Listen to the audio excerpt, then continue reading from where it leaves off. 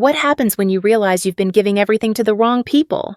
Grace had always put family first, working extra shifts to help, sacrificing her own dreams and pouring herself into a house that no longer felt like home.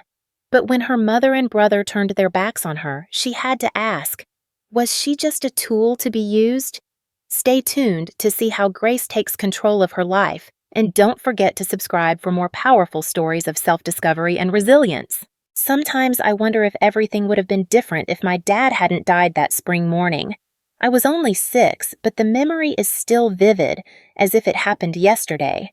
It was a Sunday, and Dad was in the kitchen making his signature pancakes, the ones he always shaped into funny faces that made me laugh. Mom was setting the table, humming a song I can no longer recall. "Grace, princess, come help your old man flip these masterpieces," Dad called out, waving his spatula like a magic wand. I jumped off the couch, leaving my favorite stuffed bunny behind, and ran to the kitchen, eager to help. Then, it happened. The spatula clattered to the floor, and Dad's face twisted in pain as he clutched his chest. Everything after that is a blur: ambulance sirens, sterile hospital corridors, and Mom crying. In an instant, my dad was gone, leaving an empty house that felt too big, too quiet. Mom didn't cry for long, though.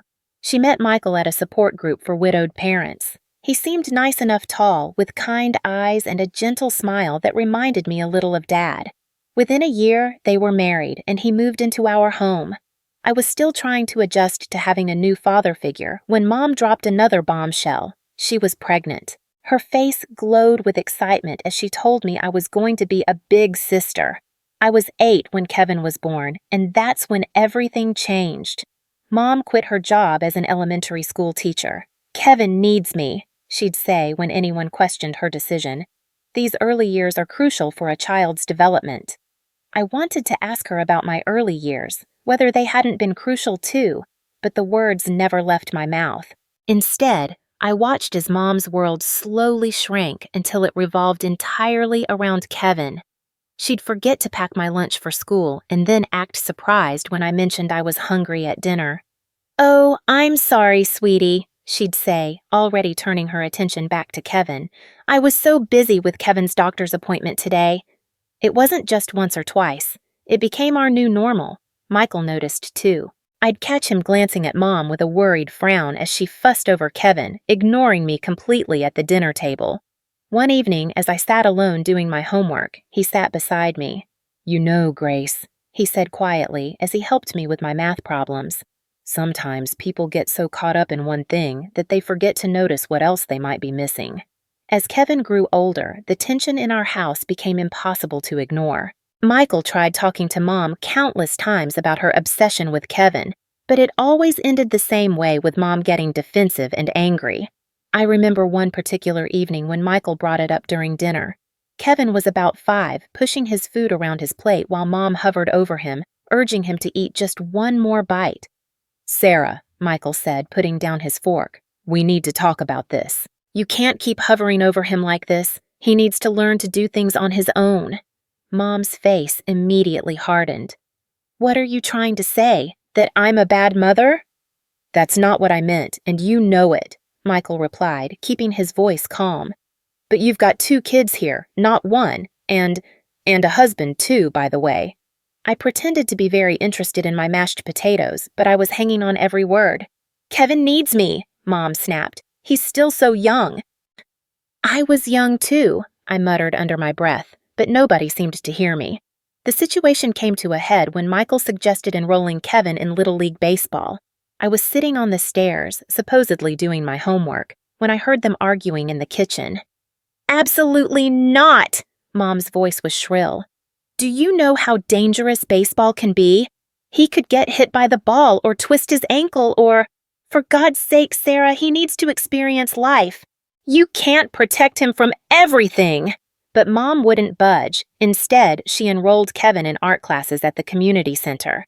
I still remember Kevin's sullen face as he sat there mindlessly dragging his brush across paper, while other kids actually tried to learn. He quit after 3 sessions, and Mom blamed the teacher for not understanding her son's creative spirit. Meanwhile, Michael started spending more time with me. Maybe it was his way of balancing out Mom's behavior, or maybe he just saw a kid who needed someone in her corner. He'd take me to my karate classes 3 times a week, sitting through every session, cheering louder than any other parent when I earned my belts. But while I was flourishing under Michael's attention, Kevin was becoming increasingly difficult. He'd leave his room a complete mess, toys and clothes everywhere, and Mom would turn to me with that look I'd come to dread. "Grace, be a dear and clean up Kevin's room," she'd say, not really asking but telling. One day, Michael caught wind of this arrangement.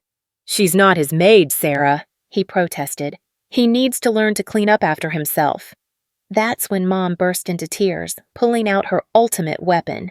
"I knew it! You love her more than your own son. How can you treat Kevin this way?" I watched Michael's face fall, saw the fight leave his eyes. He looked at me apologetically, then raised his hands in surrender. "Fine, have it your way," he said quietly, walking away. After that, he stopped arguing with Mom about Kevin, but the look he gave me said everything. He hadn't given up on me, even if he'd given up on fighting with Mom. It was a small comfort, but sometimes small comforts are all we have. High school graduation day was bittersweet. As I stood in my cap and gown scanning the crowd, I spotted Michael beaming proudly. Mom was there too, but she kept checking her phone, probably texting Kevin's babysitter. Later that evening, Michael called me into his study. "I've been saving up," he said, pulling out a folder full of college brochures. "You can go wherever you want, Grace. Sky's the limit." Before I could respond, Mom burst in. "You can't be serious!" she exclaimed. "That money should be saved for Kevin's future. He's going to need it more." Michael's face hardened, an expression I'd grown familiar with during these confrontations. "This is non-negotiable, Sarah. I've already made my decision." I ended up choosing Marshall University in West Virginia, far enough to start fresh, but not so far that I couldn't visit occasionally. The day Michael helped me move into my dorm, Mom couldn't come because Kevin had anxiety about her leaving. College life was exactly what I needed. For the first time, I felt free from the shadow of being the less favored child. I called home weekly, but my conversations were mostly with Michael. Mom was always too busy with Kevin. "Your brother's going through a difficult phase," Michael explained during one of our calls, his voice sounding tired. "He's hanging out with these kids from the wrong side of the tracks. I tried getting him involved in some after-school programs, but—" "Your mother?" I interrupted. "She said you were being too hard on him?" "Exactly. Called me a tyrant for suggesting he might need some structure." Michael sighed. "She says I don't understand how sensitive he is." My visits home became less frequent as Kevin's behavior worsened. When I did come, he barely acknowledged my existence, holed up in his room with his video games. The few times I caught glimpses of him, he looked pale and angry, his eyes glued to various screens. After graduation, I landed a job at DEOE in their consulting division. I stayed in West Virginia, building my career while watching from afar as my brother descended further into his self-imposed isolation. During one of my rare visits home, I tried knocking on his door. "Kevin, want to grab lunch? My treat." All I got in response was the sound of gunfire from whatever game he was playing. Mom, passing by in the hallway, just shrugged. "He's not feeling social today. He's very stressed, you know." The difference between our lives couldn't have been more glaring. While I was diligently working toward my career goals, Kevin was chasing virtual victories, constantly shielded by Mom's endless excuses. Michael's face disappointed, resigned, said it all, but even he had long since stopped trying to intervene. By 27, I had saved up enough for a down payment on my own place. It wasn't grand, just a modest one-bedroom apartment in a decent neighborhood, but it was mine. The day I got the keys, I couldn't stop smiling. All those years of scrimping and saving, eating brown bag lunches, and saying no to designer clothes had finally paid off. "You all have to come see it," I said during my weekly call home. "I'm having a housewarming party next Saturday. I'll cook dinner. Michael, I'm even making your favorite lasagna." "Wouldn't miss it for the world, kiddo," Michael responded warmly. Then, Mom's voice interrupted, a tinge of hesitation in her tone. "Oh, honey, I don't think we can make it. Kevin has plans that day." "Plans?" I couldn't mask the skepticism in my voice. "What kind of plans?" "Very important ones," Mom answered vaguely. In the background, I could hear Kevin's video game blaring. The day of the housewarming, only Michael showed up. He brought a potted plant and a bottle of wine.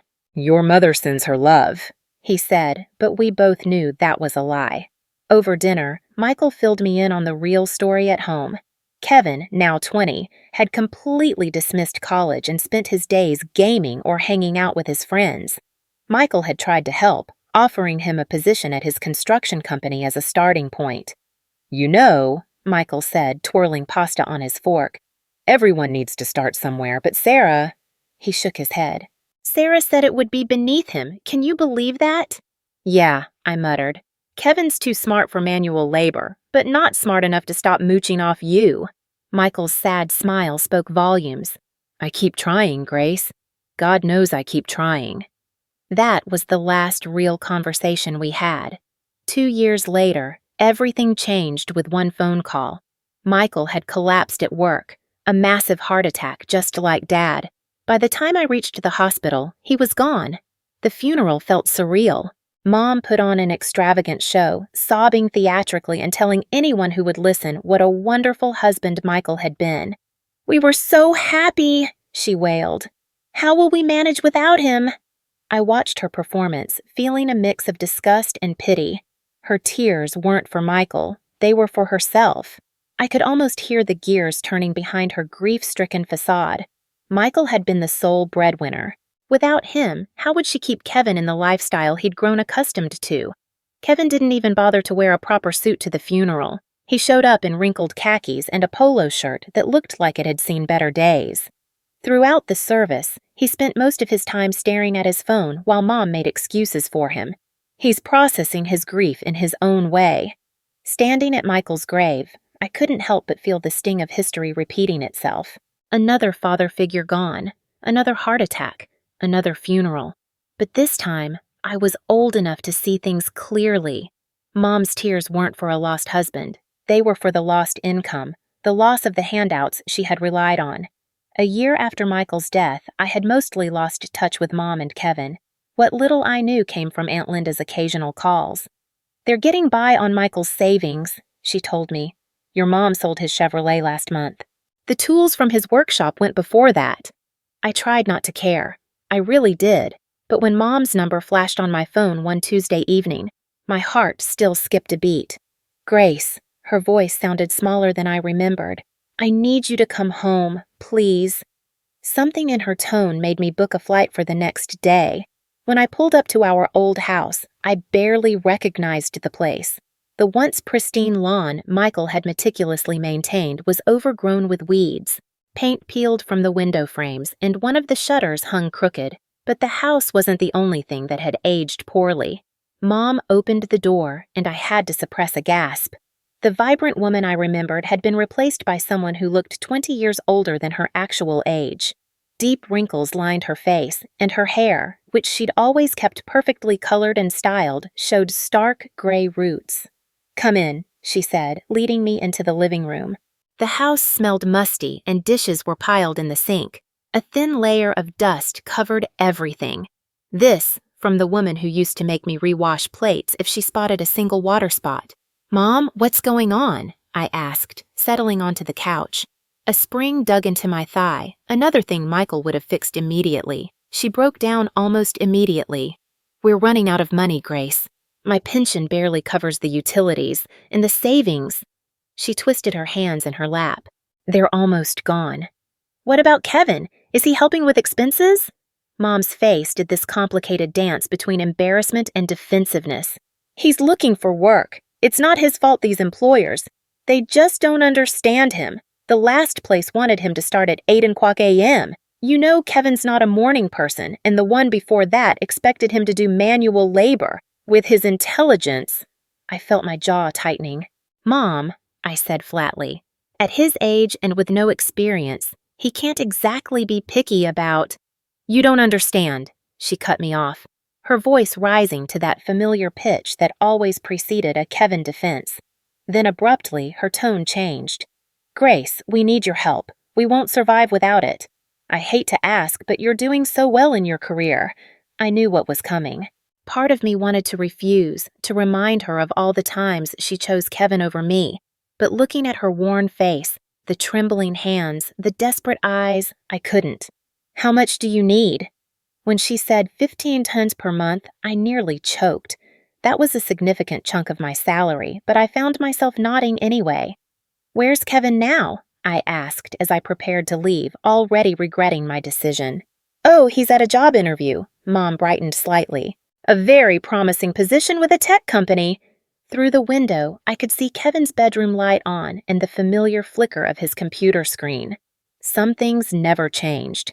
True to my word, I set up an automatic transfer of $1,500 to Mom's account every month.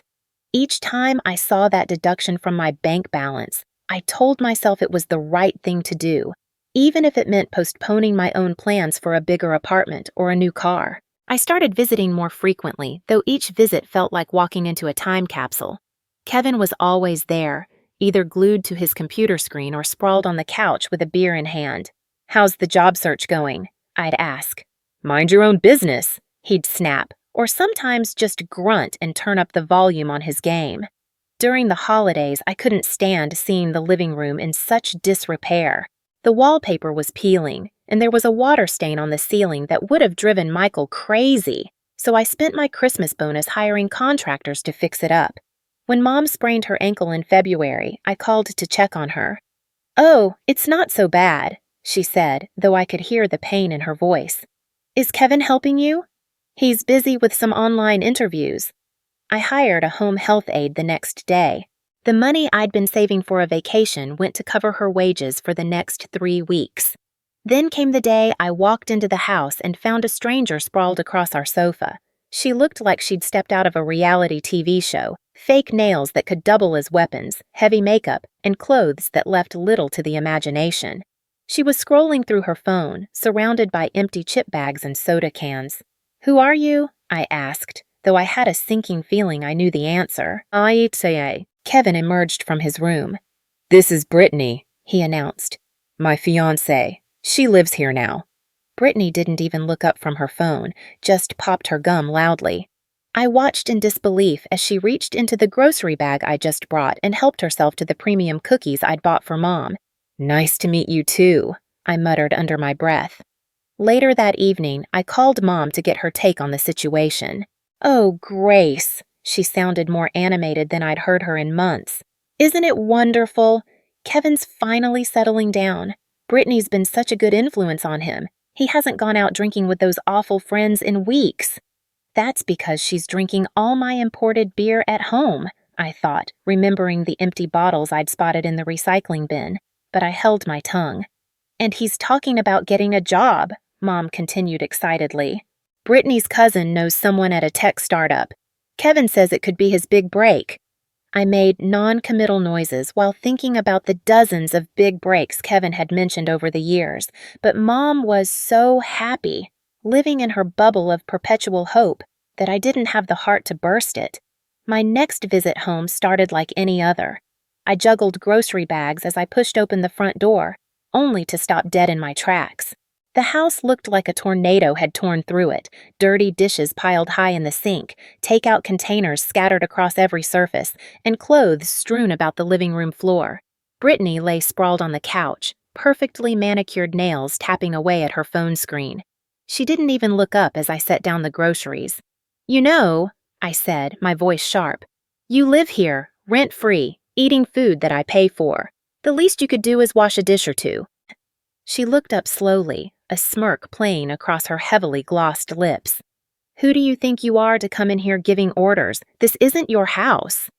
"I grew up here," I shot back. "You're just a guest." That's when she laughed, a harsh, triumphant sound that made my skin crawl. "Oh, honey, you've got it all wrong. This house belongs to Kevin now. Your mom signed everything over to him. There's a will and everything." I found Mom in the kitchen, organizing coupons she never used. "Is it true?" My voice sounded strange in my own ears. "Did you make a will leaving everything to Kevin?" She wouldn't meet my eyes at first, fiddling with the papers in front of her. Then something seemed to harden in her expression. "Yes," she said flatly. "It's true." I don't understand. The words came out barely above a whisper. I'm the one helping you. I'm the one sending money every month. Kevin doesn't work, doesn't contribute anything. Don't you dare talk about your brother that way. Mom's voice rose sharply. You don't understand him. You never have. Understand what? That he's a parasite? That he's perfectly content to live off my money while his girlfriend trashes our home? Oh, stop being so dramatic. Mom's face twisted into something I didn't recognize. You want to know the truth? I never loved you the way I love Kevin. He's better than you in every way that matters, and I don't want to see you here anymore. The words hit like physical blows. For years, I had told myself that Mom loved me, that her obsession with Kevin was just her way of showing care, that somewhere beneath it all, she did care about me too. Now I knew better. I turned and walked out, Brittany's victorious laughter echoing behind me down the hall. 21 years of hoping, of making excuses, of trying to earn my mother's love. All of it ended with the quiet click of a door closing behind me. The drive home from Mom's house was a blur. I don't remember the 4-hour trip. Don't remember climbing the stairs to my apartment. Don't even remember sitting on my couch. But I do remember the clarity that struck me when I stared at my phone's banking app. The automatic transfer to Mom's account $1,500 every month for the past year. My finger hovered over the screen for a long moment before I decisively clicked Cancel Recurring Payment. For the next few weeks, I threw myself into work, trying to ignore the empty space in my budget that suddenly felt more like a chance than a loss. I started researching investment options for the money I'd been sending home. Maybe I could finally start saving for a house of my own. A real house, not just an apartment. Then, exactly 1 month after my last visit home, Mom called. The money didn't come through, she said, cutting straight to the point. No hello, no how are you. There must be a mistake with the bank. There's no mistake, I replied, surprised by how steady my voice sounded. I canceled the transfers. A stunned silence followed. Then the explosion came. You what? How dare you, after everything I've done for you? I actually laughed, a bitter, hollow sound. Everything you've done for me? Like what, Mom? Forgetting I exist? Forcing me to be Kevin's maid? Telling me you never loved me? That's different. She fell into her usual Kevin defense. You know I was upset, but you can't just stop helping us. We're counting on that money. Kevin and Brittany are planning a vacation to Cancun. They need a vacation, I interrupted, my voice rising with each word. Kevin needs a vacation from what exactly? Playing video games? Drinking beer? Let me tell you something, Mom. Kevin doesn't need a vacation. He needs a job. How dare you speak about your brother that way? You're just jealous because what? Because you left everything to him? Fine. You made your choice. Now he can take care of you. You ungrateful, mercenary little... The rest of her tirade dissolved into a stream of accusations and demands. I let her vent for a moment before I spoke again, my voice steady. Goodbye, Mom. Don't call me again. I blocked her number before she could say anything more. But Mom wasn't done. Over the next few weeks, the messages started flooding in. Facebook messages about how she was struggling to pay bills. Instagram comments about what a terrible daughter I was. Emails detailing the sacrifices she'd made for me, most of which I couldn't even remember. Kevin joined in, sending aggressive texts about how I was destroying the family. Mom's crying because of you, he wrote. You better start sending money again, or else. I blocked him too, but not before replying, here's a crazy idea, try getting a job. Brittany even tried reaching out through LinkedIn of all places, with a long message about how I was breaking my poor mother's heart and how Kevin was too sensitive to handle the stress of work right now. I had to admire her creativity. At least she was trying. 6 months have passed now. I don't know how they're doing, and for the first time in my life, I don't feel guilty about that. Maybe they've finally realized Kevin needs to support himself. Maybe they're still waiting for me to cave in and start sending money again. Maybe they found someone else to manipulate. The truth is, I don't need to know. What I do know is this. The $1,500 I used to send to them every month has been put into a down payment fund for my own house. I sleep better now, no longer waking up to angry messages or guilt-tripping calls. I know Michael would be proud of me for finally standing up for myself. The other day, I drove past a construction site and saw a "now hiring" sign. For a moment, I thought about taking a picture and sending it to Kevin, but then I just smiled and kept driving. Their problems aren't mine anymore. Finally, after all these years, I'm free. What do you do when you've spent your whole life trying to please people who will never appreciate you? When you realize that no matter how much you give, it will never be enough, and the only way to protect yourself is to walk away? Grace spent years trying to earn her mother's love, constantly overlooked in favor of her brother Kevin. No matter how much she sacrificed money, time, energy, she was always second. When she finally saw through her mother's endless excuses for Kevin's failures, she had a choice: keep giving or take back control of her own life. The turning point came when she realized her worth wasn't tied to the money she provided. Cutting off the financial support was her first act of freedom, and although the backlash was fierce, it was the only way to reclaim her peace. Kevin and her mother might still be trapped in their cycle of entitlement, but Grace was free. Now, as Grace builds a future for herself, she's learned that sometimes the best thing you can do for toxic family members is to let them fend for themselves. The money that once went to them is now going toward a home of her own. And the most powerful lesson she learned: it's okay to choose yourself. So, what about you? Have you ever had to cut ties with family for your own well-being? How did you handle it? Let's discuss in the comments. And don't forget to like, subscribe, and stay tuned for more stories of strength and self-discovery.